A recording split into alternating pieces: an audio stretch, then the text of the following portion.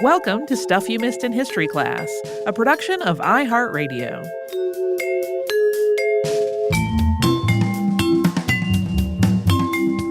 Hello and welcome to the podcast. I'm Tracy V. Wilson. And I'm Holly Fry.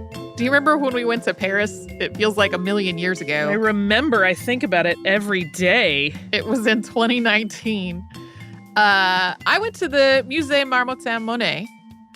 And as that name suggests, they have a lot of Monet. That's why we were there. My spouse is a big Monet fan, and I just generally like the Impressionists. So we decided to go to this museum that has the largest collection of Monet all in one place, which is thanks to Claude Monet's son, Michel, who donated a lot of his father's artwork to the museum.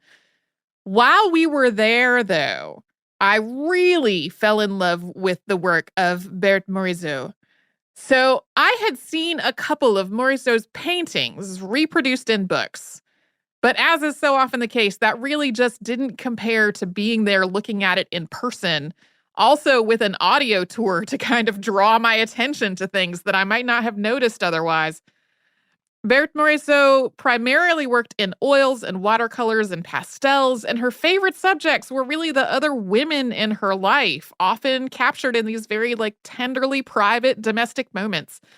The paintings that were on display while we were there included several that she had done of her daughter from her childhood into her adolescence. And I just became really entranced with this idea that a woman whose focus was on painting things that are traditionally considered feminine, she was right at the heart of the Impressionist movement.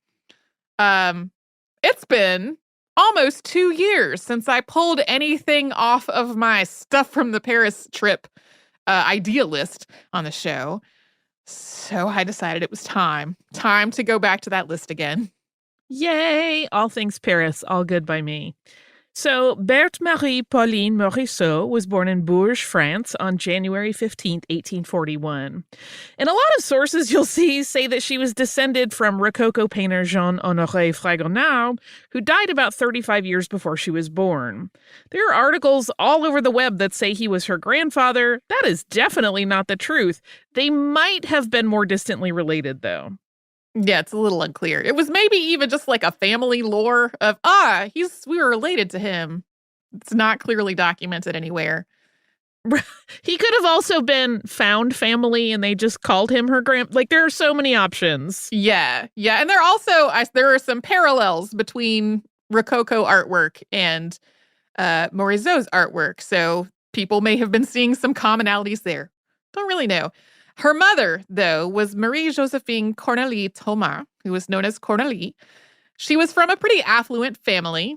And then Berthe's father, Edmé Tiburce Morisot, who was known as Tiburce, picked up an independent income of about 8,000 francs a year through his marriage to her.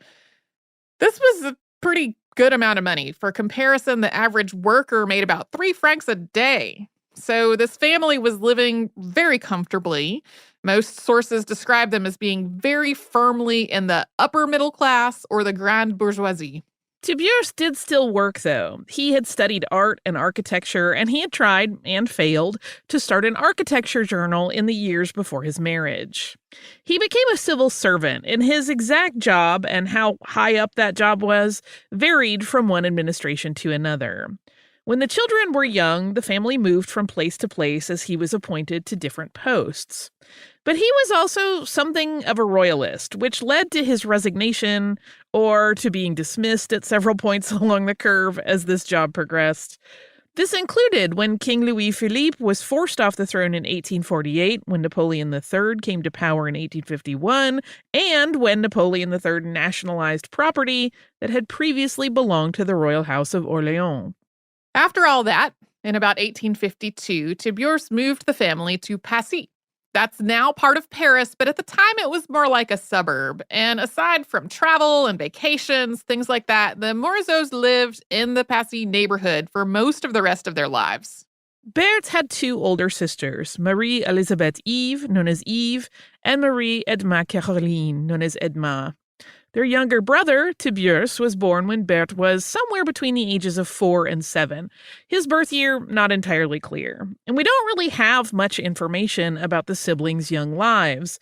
And what we do have mostly comes from Tiburce, who was interviewed by Berthe's first biographers, but that didn't happen until he was in his 60s. Yeah, who even knows how accurate a person's recollection of their sisters' childhoods were that far out. The Morisot sisters had a pretty conventional upbringing, though. They were raised by their mother and grandmother and governesses, including one English governess who left Berthe with a love of Shakespeare. They also took music lessons, and in 1857, Cornélie decided to have them instructed in art.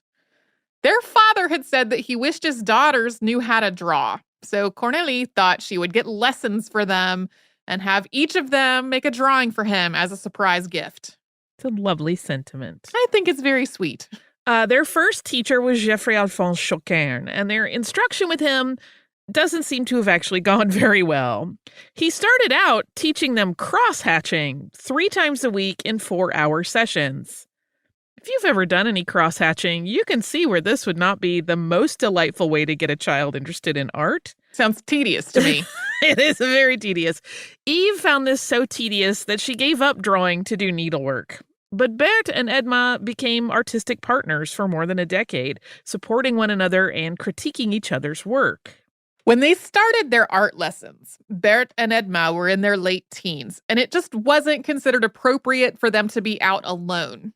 But if the two of them were together, that was less of an issue, as long as they were somewhere that it was appropriate for young women to be at all. They were really in agreement about where and how much they wanted to paint, and so the fact that they were both pursuing this made it much easier for the two of them to just paint whenever they wanted, as much as they wanted. Their mother did accompany them sometimes, usually bringing along her sewing with her when she did, but they had more options. They didn't have to goad their mom into coming with them so they could go somewhere and paint. After becoming dissatisfied with Chaucairne's art classes and all of that cross-hatching, which is an important skill, but that's a lot, Berthe and Edma found a new teacher. That was Joseph Benoit Guichard. And he seems to have recognized their potential and that they had a dedication beyond what was expected for middle-class teenagers taking art lessons. Taking classes in painting or drawing was not unusual, but their level of focus on it really was.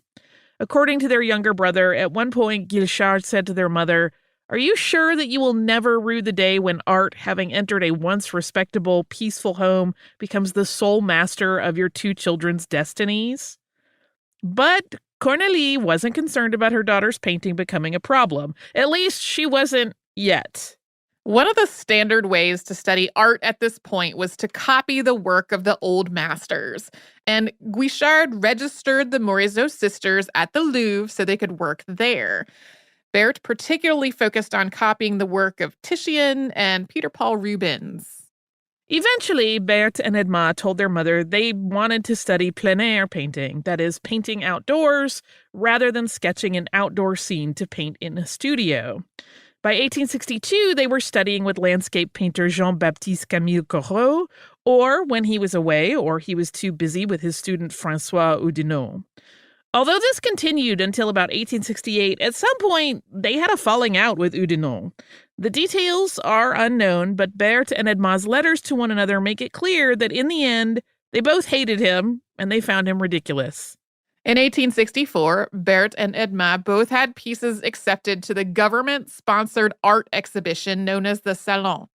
And that was a critically important venue for artists to establish their reputations and to find buyers for their work. The sisters were listed as students of Guichard and Oudinot, and this was the first of several appearances at the Salon for each of them. Edma had pieces accepted every year until 1868, and Berthe exhibited work there 6 times between 1865 and 1873. The jury at the Salon tended to be pretty conservative, though, and as her work got more experimental, less and less of it was accepted until none of her submitted pieces were accepted in 1874. The first time their work appeared at the Salon, Berthe was 23 and Edma was 25. And even though the standard life path for women of their station was to marry and have children, their parents were still quite supportive of their art. In 1865, the Morisots had a standalone studio built at their Passy home, and they hosted dinners every Tuesday night, inviting painters, writers, musicians, basically making their home into a gathering place for creatives and intellectuals. But then in 1867, Eve, the oldest of the Morisot daughters, got married. And in one way, this opened up some new opportunities for Berthe and Edma. While they could get away with painting together without another chaperone, they couldn't really travel on their own. So having a married older sister gave them a new potential chaperone and traveling companion. At the same time, though, Eve's marriage seems to have prompted Cornélie to start worrying about when her younger daughters would find husbands of their own and whether their art was getting in the way of that. In 1868, the Morisots met a family that would have a big effect on their lives, and vice versa. We're going to talk more about that after a sponsor break.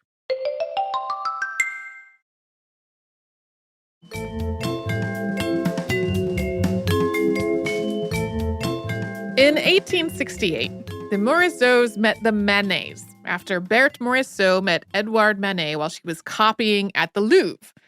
But each of their reputations had preceded them. Manet was already known as a controversial and sometimes really scandalous artist. He had shown his work at the Salon des Refusés in 1863 after the official salon had rejected it. And Cornélie Morisot also had a friend who had spent an evening at the Manet residence and then afterward had told her all about how her daughter's artwork had been a topic of conversation that night.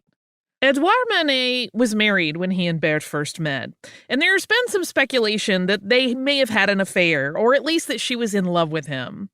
She clearly found him attractive, and he painted at least 14 pictures of her during his lifetime. But there really isn't any substantiation for an affair.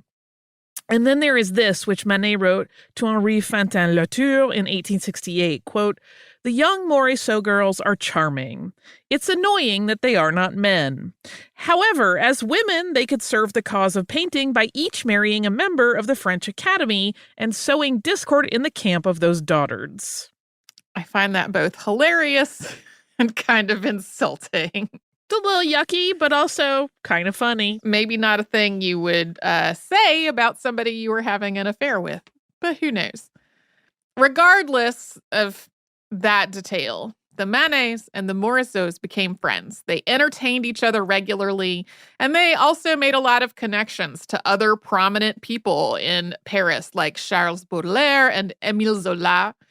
Sometimes Manet is described as influencing Berthe Morisot, but really, each of them was influencing the other one, including her encouraging him to try painting en plein air. Each of them was really playing off of the other and developing their own artistic styles, which for both of them would be a big part of the foundation of the Impressionist movement. In 1869, Edma Morisot married a Navy lieutenant named Adolphe Pantillon, who was a longtime friend of Edouard Manet's. And this had at least as much of an impact on Berthe's life as the connection to Manet had the year before. Berthe and Edma were each other's best friends and artistic partners, and they had really never been separated before. They both missed one another terribly once this marriage took place, exchanging lots of sorrowful letters. Although Edma still painted from time to time, her career as an artist really ended when she got married. She wrote to her sister about being dissatisfied with what she tried to paint, and also about just time kind of getting away from her, especially after she became a mother. Edma suggested that marriage might be challenging for Berthe as well. At one point, Berthe wrote to her sister, quote, "Men are inclined to believe that they fill all of one's life, but as for me, I think that no matter how much affection one might feel for one's husband, it is not easy to break off a life of work. Romance is all very well as long as there is something else besides it to fill one's days." Edma encouraged her to delay getting married, telling her to, quote, "use all your skill and all your charm to find something more satisfactory for you." About 3 months after Edma got married, Berthe went to visit her and stayed for part of the summer. And this is when she started painting pictures of her sister. Basically, every time the sisters visited one another, Berthe painted. It is possible that Berthe painted her sister before this point, but she later destroyed much of her work from before 1869. So if there are pictures that she made of her sister before this point, they did not survive. Their mother, though, was becoming less supportive of Berthe's artistic career. She was starting to really fear that her youngest daughter was just never going to get married. Yeah, keeping in mind that at that point, that was really the only path to know you had like financial stability in life for a woman. Yeah. So it little different than the way people push people into marriage today, but still probably annoying if you're Berthe. Right. Berthe did not submit any work to the Salon in 1869. She had submitted every year since 1864. Although she did not document her reasons anywhere, this exceptional year was probably a combination of her sister's marriage, her spending some of her time modeling for Edouard Manet and Alfred Stevens, and some kind of issue with one of her eyes. She described it swelling and that she had to wear a bandage. Berthe did submit to the Salon again in 1870, and 2 of her paintings were accepted that year. Both of them featured her sister Edma. One of them was The Artist's Sister at a Window, and the other was Portrait of 2 Women, also called The Mother and Sister of the Artist. Edma was pregnant with her first child in both of these paintings, and that's something that's disguised a bit she's wearing these flowing white dresses. If you know she's pregnant looking at it, you can kind of see that she looks a little pregnant, but it's not as obvious as it might have been in another outfit or posture. Berthe had asked Edouard Manet for some advice on the painting of her sister and mother. And in response, he had significantly retouched and repainted part of that painting before he submitted it to the Salon. Morisot had developed this very light, almost sketchy style that intentionally left parts of her paintings looking almost unfinished. And in Manet's mind, he finished it for her, in the process causing Morisot's mother to look different from the rest of the painting. Morisot was just sick about this, writing to her sister that her only hope for it was that it would be rejected. And it was not. Yeah, she was deeply upset. You can see pictures of this painting online, and her mother is noticeably different, even for someone who doesn't have a lot of formal training or any really formal training in art. Like, noticeable differences in how her mother is painted versus her sister and the rest of the picture. The Franco-Prussian War started in 1870, and Paris was under siege from September 19th of 1870 to January of 1871. The Morisots were affluent enough to be sheltered from some of the worst of this. But this was still a time of fear, danger, and deprivation. Members of the militia were quartered at the Morisot home in Passy. Berthe's brother served in the military and was captured, eventually escaping in the hold of a ship. Yves described Berthe as being nervous and sad, fainting, and developing consumption during the war. Berthe referred to it as a, quote, leaden nightmare. When she could, she painted, mostly in watercolors, just so that she could have something to focus on. By January of 1871, all the Morisots had to eat were crackers, and they ate only crackers for days. This deprivation seems to have negatively affected Berthe's health. She had recurring illnesses, and it is not clear whether her digestion was affected or whether her eating became disordered. After the war was over, Berthe and her parents retreated to Saint-Germain-en-Laye, and they narrowly avoided the violence and destruction that followed when Adolphe Thiers, who was the head of the National Assembly, dispatched troops to deal with the uprising known as the Paris Commune. Briefly, this was an insurrection against the National Assembly and the decisions that it made following the Franco-Prussian War. There's a bit more about this whole period in our recent episodes on the Dreyfus Affair.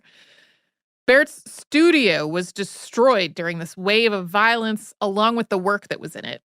Adolphe Thiers was a family friend of the Morisots, and Berthe's parents supported his decisions in dealing with the Paris Commune.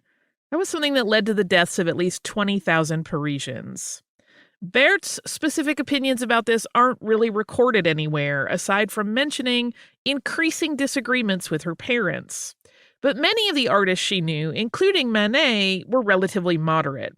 not supporting the communards, but also denouncing the government's response.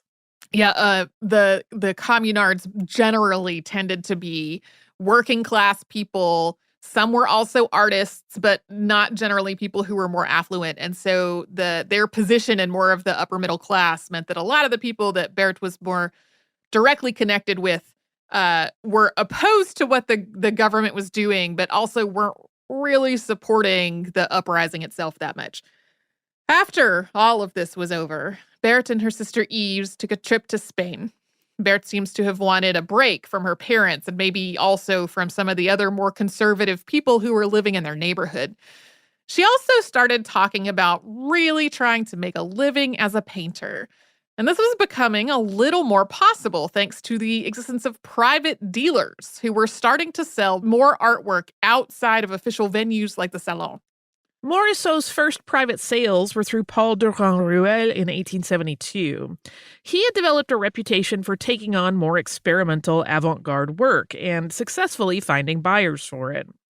The term Impressionist hadn't yet been coined when Durand-Ruel started buying the work of artists like Berthe Morisot, Claude Monet, Edgar Degas, and Camille Pissarro. But today he's known for recognizing, promoting, and really financing the Impressionist movement.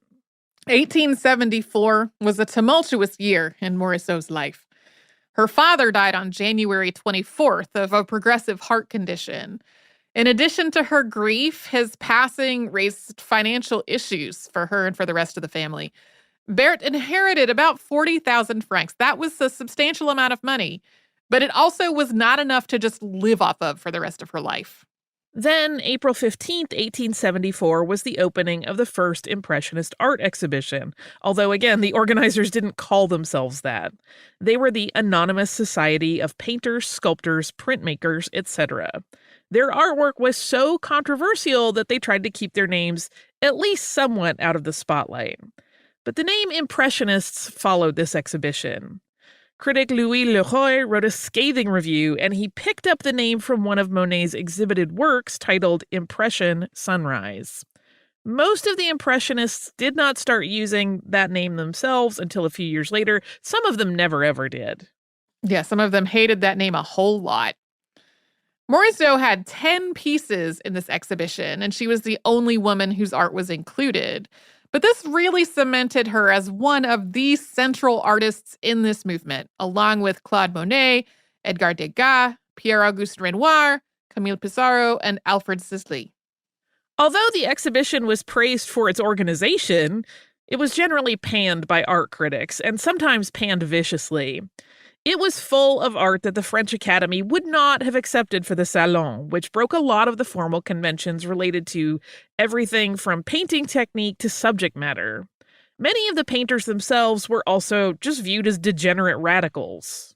And to cap off 1874, on December 22nd, Berthe Morisot got married to Eugène Manet, who was the brother of Edouard Manet. She had known him since 1868. Her marriage certificate described her as having no profession. Sometimes people interpret that as a slight on her painting, but it was not really considered appropriate for an upper middle class woman to have a profession. Her husband, though, was listed as a man of property, which cracks me up a little bit. Berthe was 32. That was really pretty old for someone's first marriage, and she also seems to have been really pragmatic about it. She described herself as getting married, quote, without the least pomp, in a dress and a hat, like an old woman that I am, and without guests. They did have both a civil and a religious service. That was how it typically worked at this point. Morisot had been raised Catholic, but she wasn't really observant anymore. But skipping the church wedding entirely would have really upset her family. Even though Berthe's mother had been really eager for her to be married, most of the family was somewhere on a spectrum between ambivalent and disapproving when it came to her choice of husband. Berthe's brother had described him as intelligent but lazy, criticizing him for being in his 30s but still not seeming to know what he wanted to do with his life. Her mother had called him crazy and said that he had no common sense, and she had criticized his Republican politics during the Paris Commune. They were also both fairly anxious people. As an anxious person, I understand how this could be challenging to have two anxious people in the relationship. But Eugene, like Berthe and like his brother Edouard, was an artist. He understood and supported and promoted Berthe's work, and he promoted her work rather than trying to build a professional career for himself. She continued to sign all of her work, Berthe Morisot, after getting married. And we're going to talk more about her life post-marriage after we pause for a sponsor break.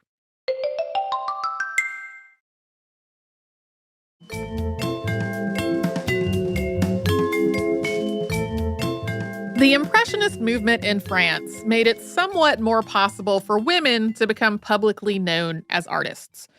Women weren't admitted to the prestigious École des Beaux-Arts, but the Impressionists were not following a lot of the artistic rules and conventions that school was teaching. It wasn't considered appropriate for women to do nude figure studies, but again, the Impressionists weren't really focused on figure studies anyway. In terms of subject matter, a lot of the Impressionists focused on landscapes and on the everyday lives of the French middle class, so women could paint or draw the world around them, rather than needing a studio to set up formal portraits or still lifes to work from. It also wasn't considered appropriate for women to hire professional art models, since models were regarded almost as sex workers. But the Impressionists' focus on everyday life meant that women artists could depict their friends and their families instead. And Berthe Morisot's work fit right into this. Her favorite subjects included her friends and family and the places they lived and traveled.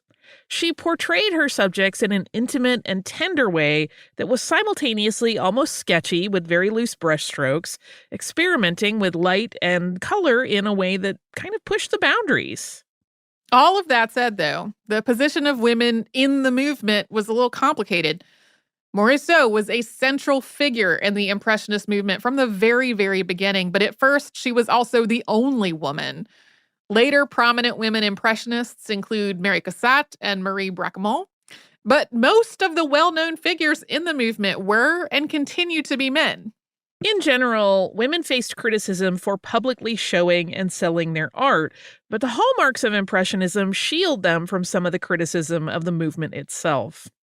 In the late 19th century, women in France were generally viewed as inferior to men and less capable of rational thought. So Impressionist loose brushwork, fluidity, and focus on sensation rather than composition was more acceptable for a woman. After all, that was probably the best that she could do. But that was not the case for a man. For her own part, Morisot wrote this in her diary in 1890, quote, "I don't think there has ever been a man who treated a woman as an equal, and that's all I would have asked, for I know I'm worth as much as they are." Although Cornélie Morisot didn't love the idea of her daughter marrying Eugène Manet, once the wedding was over, she got back to supporting Berthe's artistic career. As Berthe adjusted to being married, she stopped producing as many paintings of her sister Edma, and she painted her husband Eugène instead. They honeymooned in England in 1875. That same year, the Impressionists held an art auction, and although some of Morisot's pieces sold for respectable amounts, the auction itself was kind of a fiasco, with the auctioneer having to call the police because of unruly detractors who disrupted the bidding. In 1876, the Impressionists held their second exhibition. Critic Albert Wolff described Morisot this way in his review of it, quote, "There's also a woman in the group, as in most notorious gangs. She's called Berthe Morisot, and is curious to note. In her case, a feminine grace is maintained amid the outpouring of a delirious mind." Eugène considered challenging him to a duel over this, but did not. I'm glad he didn't, but also, what a jerk.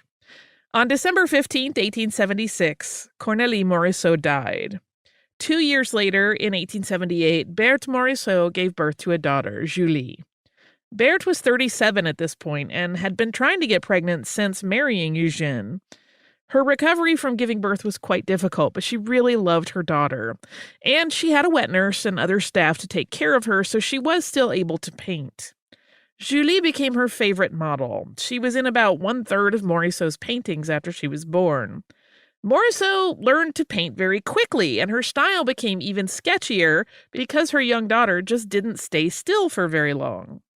Since she was still recovering from giving birth, Morisot was unable to participate in the 1878 Impressionist exhibition.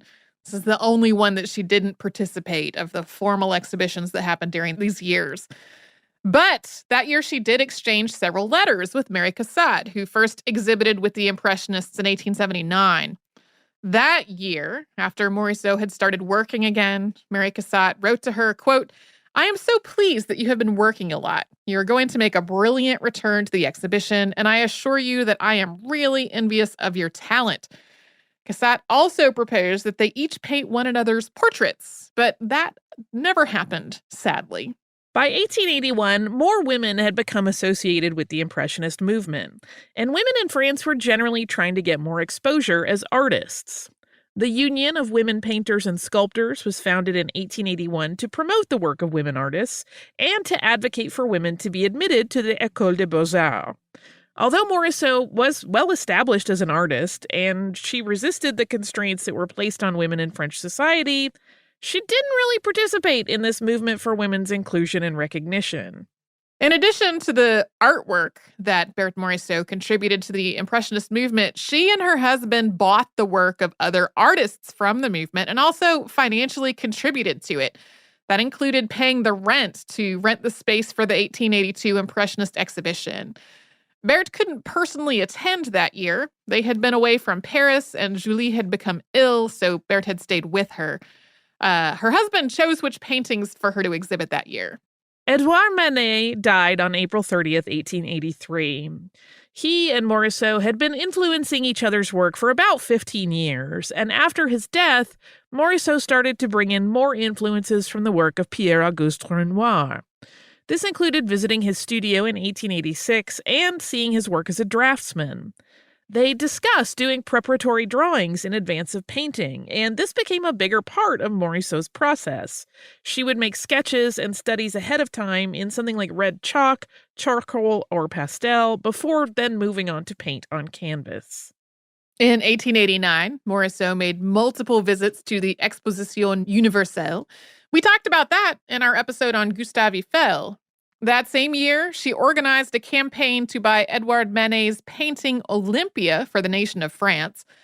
In 1890, she visited the École des Beaux-Arts to view a collection of Japanese prints that was there. This was something that Mary Cassatt had invited and encouraged her to do. At some point around that time, Morisot also traded some of her paintings for some Japanese prints. And for a while, she and Cassatt worked pretty closely together on their artwork. I feel like a whole thing about the interplay between Japanese artwork and the Impressionists, like a whole other subject. For sure. That's outside the scope of this podcast, but I wanted to note it. Eugène Manet had gotten sick in 1886, and he never fully recovered. He died on April 13th, 1892. Before his death, though, he had negotiated Morisot's first solo exhibition, which included 40 of her paintings along with work on paper. This exhibition was mostly, but not entirely, well-reviewed, and some of her pieces sold at good prices. Morisot said that Mary Cassatt never commented on this exhibition. It is not clear whether this was a cause or an effect, but their relationship seems to have become more contentious over time. Yeah, she was bothered by the fact that Mary Cassatt never commented on this exhibition. Way later, after Berthe Morisot had died, one of the things that I read was that Mary Cassatt was giving some of her paintings to a museum, and the ones that were selected, she was like, Berthe Morisot didn't like those. They seem to have gotten into some kind of like either adversarial or frenemy kind of situation eventually that I wish I knew more detail about. Morisot really grieved over her husband's death. And after the exhibition was over, she and Julie moved into a smaller apartment. That was what was expected for a widow.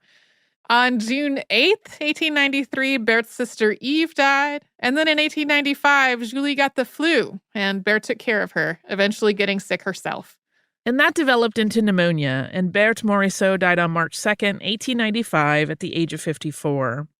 She was buried with the Manet brothers in the family plot and had a gravestone that reads, Berthe Morisot, widow of Eugène Manet. Like her marriage certificate, her death certificate said that she had no profession. After Morisot's death, Camille Pissarro wrote this to his son, quote, "Still in Paris because I want to attend the funeral of our old comrade Berthe Morisot. who died after an attack of influenza. You can hardly conceive how surprised we all were and how moved, too, by the disappearance of this distinguished woman who had such a splendid feminine talent and who brought honor to our Impressionist group, which is vanishing like all things. Poor Madame Morisot. The public hardly knows her. Berthe's death left her daughter Julie an orphan at the age of 16. Morisot had named French symbolist poet Stéphane Mallarmé as Julie's guardian. Berthe and Stéphane had been friends for years. Julie was looked after by her mother's friends from the art world, particularly Renoir and Degas. Berthe had taught Julie to paint as soon as she was old enough to start learning, although her work never really compared to her mother's. Julie also kept a diary, which she started when she was 14 and which she continued through 1899. This period includes the Dreyfus Affair, which reached its peak after Morisot's death. As we talked about in our recent two-parter, the affair really divided the Impressionists, with Renoir and Degas both being anti-Dreyfusards. So Julie's diary relates the anti-Semitic remarks of both Renoir and Degas, without really criticizing them for it, and then also reflects her own anti-Semitic attitudes. Where Berthe Morisot might have fallen on this isn't really clear. Her circle of close friends and colleagues included Dreyfusards and anti-Dreyfusards. It really was like from Degas on the virulently anti-Semitic, anti-Dreyfusard side of the equation to Émile Zola on the other end. It's the whole spectrum. So I don't really know what her opinions would have been on that. During her lifetime, Berthe Morisot produced more than 860 paintings. The year after her death, Renoir, Degas, and Monet held a memorial show that featured 380 of her works. That is a lot of work. But although Julie and some of Morisot's other friends and relatives donated some pieces to museums, the vast majority of this work remained with private collectors. Many that were part of her memorial exhibition have not been publicly shown since then. Since Morisot's work wasn't really on public view very much after her death, her name became less remembered as one of the central figures of the Impressionist movement. Instead of being really well known as such an important part of that movement, she instead became mostly known as Edouard Manet's model and muse. This doesn't just mean that Morisot's own artwork was largely forgotten about. It also means that there wasn't as much of an examination of how her work influenced the Impressionist movement as a whole, specifically the work of other artists like Degas, Manet, Monet, and Renoir, and vice versa. Like, I read multiple articles by art historians who were like, we understand all this work less because we don't know enough about Berthe Morisot. That all started to shift a little bit in 1905, when 13 of her paintings were shown in London at a post-Impressionist exhibition. Other exhibitions followed, but they've been relatively few and far between. In the 1990s, some of Morisot's descendants donated paintings to the Musée Marmottan-Monet. Now, the Musée Marmottan-Monet has the largest collection of Berthe Morisot's artwork in the world. It includes 25 oil paintings and 75 watercolors, along with pastels and drawings. So in more recent years, her work has become more visible and accessible. We will end with a quote from her daughter, Julie, who said, quote, "Every time I see a beautiful landscape, I will think to myself, how well Mama would have painted that." I find that very sweet. Do you have very sweet listener mail? I do have listener mail. This is about something that came up in this episode. It's our two-parter on the Dreyfus Affair. I've gotten a couple of notes about this, so I wanted to clarify. So this is from Michelle, who wrote an email titled Alfred Dreyfus and Zionism. And she wrote, "Dear Holly and Tracy, I thoroughly enjoyed the two-part episode on Alfred Dreyfus. Growing up, we learned that the Dreyfus Affair was the spark that led directly to the foundation of the State of Israel. A reporter in the crowd at the public shaming of Dreyfus was to become known as the father of modern Zionism. Theodor Herzl would go on to be a national hero in Israel and have many streets named in his honor. Mount Herzl in Israel is a revered site which is home to his final resting place.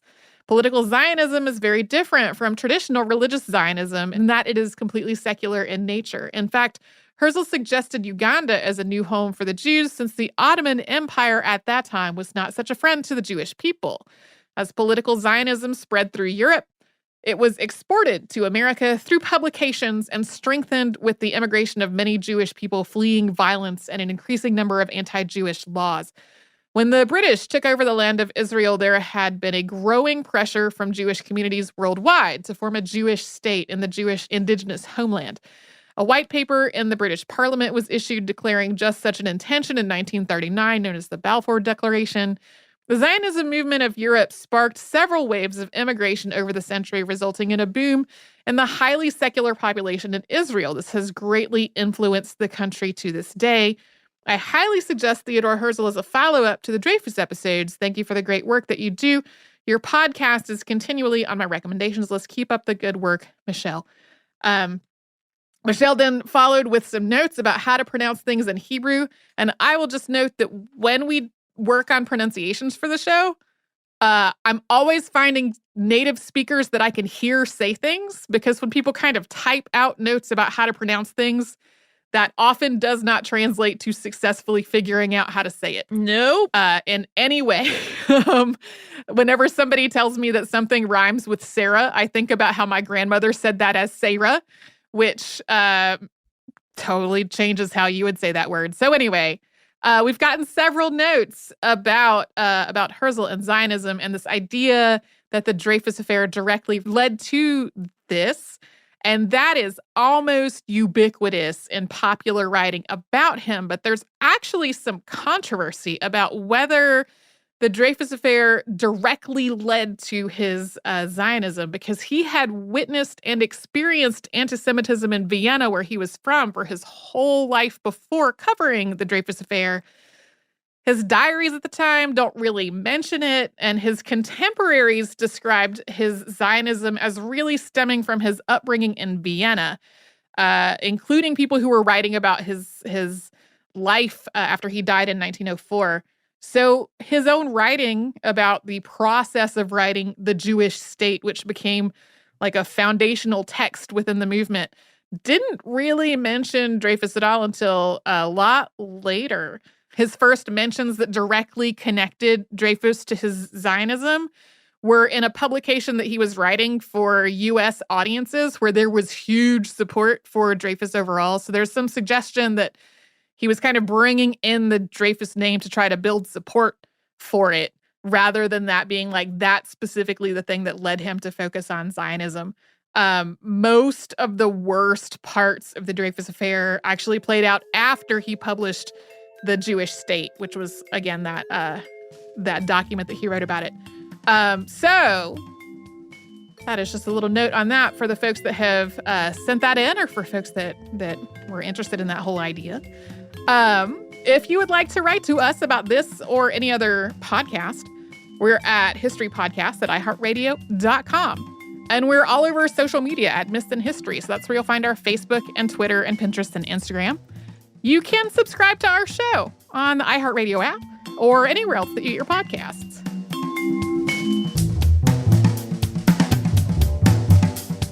Stuff You Missed in History Class is a production of iHeartRadio. For more podcasts from iHeartRadio, visit the iHeartRadio app, Apple Podcasts, or wherever you listen to your favorite shows.